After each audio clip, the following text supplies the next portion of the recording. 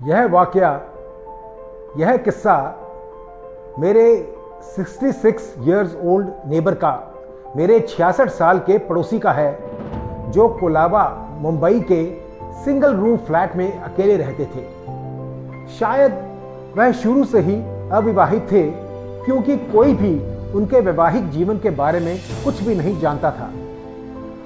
उनका स्वास्थ्य भी बहुत अच्छा ना था और medical, emotional and financial help की ज़रूरत थी। चिकित्सा, भावनात्मक व वित्तीय तीनों की ही सहायता की आवश्यकता थी। इमोशनल बॉन्डेज, भावनात्मक बंधन के नाम पर मुंबई के दूसरे छोर पर एक बहन रहती थी, जिससे मुलाकात तो कभी कभी ही होती, पर टेलीफोन के माध्यम से बातचीत होती रहती। वह एक लार्ज हार्टेड, बड़े दिल वाले व्यक्ति रहे हैं, जिन्होंने जीवन पर्यंत लोगों की सेवा की है। सैकड़ों तो अंतिम संस्कार में भाग लिए होंगे और ना जाने कितने लोगों को दुख में सांत्वना देने पहुंचे होंगे। और कभी भी विस्तृत परिवार, एक्सटेंडेड फैमिली से या सोसाइटी से कोई हॉस्पिटल में हो तो खाना आदि पहुंचाने के अलावा छोटे मोटे कामों में भी सहायता करते रहे।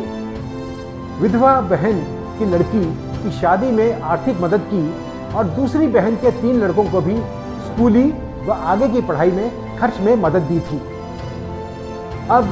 अब उनके पास कुछ सब्सटेंशियल, कुछ संतोषजनक बचा नहीं था। बैंक अकाउंट में कोई 40,000 रुपये व कोलाबा का यह 1 रूम फ्लैट था।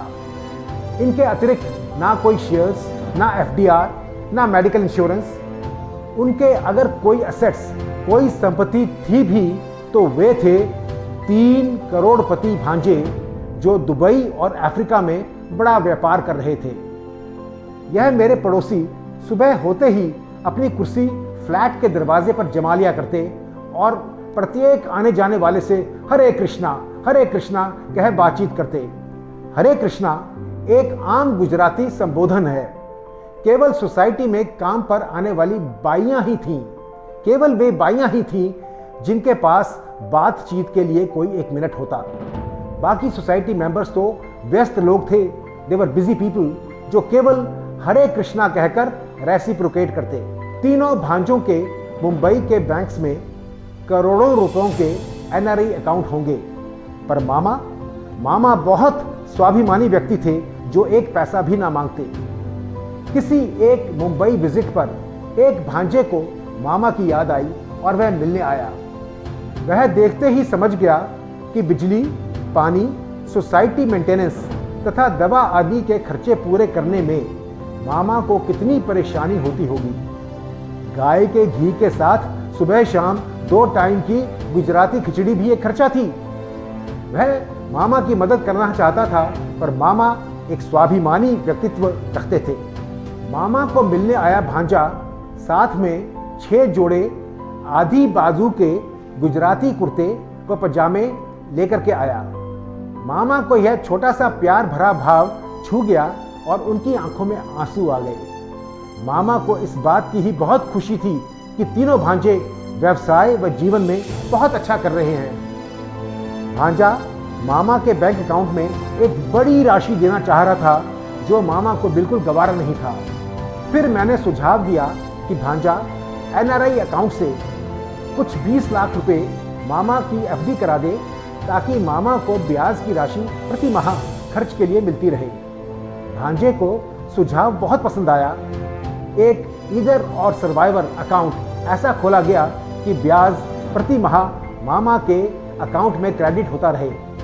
मामा को इस बारे में कुछ खास पता न चला और भांजे को यह तसल्ली हो गई कि पैसे से आवश्यकता अनुसार डॉक्टर की विजिट और दवा का बंदोबस्त हो सकता था।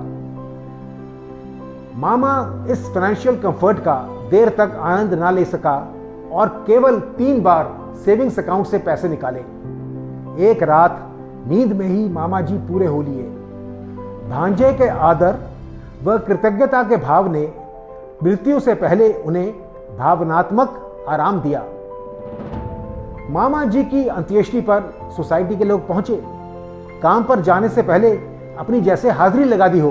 हाँ, बिल्डिंग में काम करने वाली सभी बाइयां आईं और मामा जी को भावपूर्ण विदाई देकर गईं। भांजे ने जाना कि पैसे की कोई गिनती नहीं, यह आसपास के लोगों के काम आने के लिए है।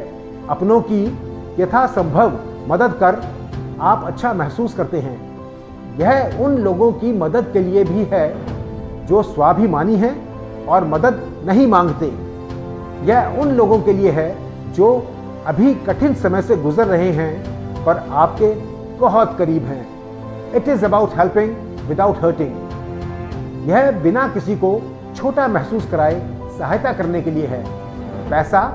पैसा यह जानने के लिए भी है कि जिनके पास किसी वजह से अभी किल्लत है उनके लिए कितना आवश्यक है।